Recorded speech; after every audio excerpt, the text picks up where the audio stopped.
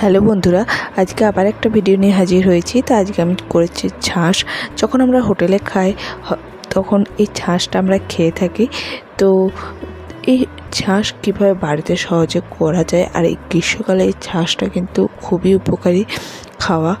তো আমি কিভাবে করি এই ছাঁস সেটাই আপনাদের সঙ্গে শেয়ার করব। তো একটা বাটিতে আমি 4-5 চামচ ছাঁস করব, মানে আমি 2 গ্লাসের মতো ছাঁস করব। তো আমি 4 থেকে 5 চামচের মতো টক দই নিয়েছি, আর এই দইটা আমি ঘরেই তৈরি করেছি, ঘরোয়া হোমমেড দই, সেটা নিয়ে নেব।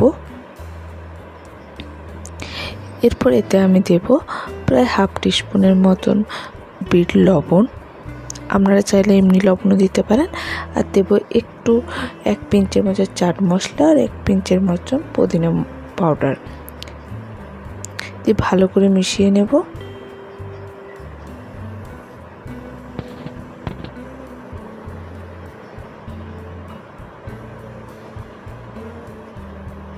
এরপর এতে আমি দিয়ে দেবো 1/2 টিস্পুনের মতন জোয়ান, যেটাকে হাতে ভালো করে মানে একটু পাউডারের মতন করে দিয়ে দেবো,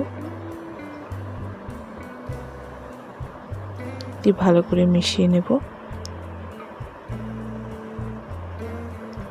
আর দেবো একটু ধনে পাতাগুলোকে ভালো করে কুচি করে এর মধ্যে দিয়ে দেবো।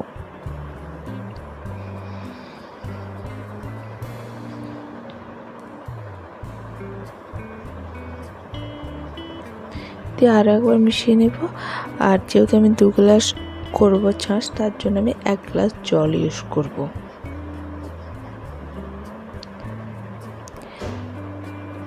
তো আরেকবার ভালো করে মিশিয়ে নেব জলটা দেওয়ার পর, তাহলে আমাদের ছাঁস তৈরি। এই ছাঁসটা কিন্তু খুবই উপকারী, মানে হজমের ক্ষেত্রে বলুন বা শরীরে গ্রীষ্মকালে ঠান্ডার ক্ষেত্রে। তো আমার ভিডিও ভালো লাগলে অবশ্যই লাইক, শেয়ার এবং সাবস্ক্রাইব করতে ভুলবেন না। তো ভিডিওটা আমি এখানে শেষ করছি। ধন্যবাদ।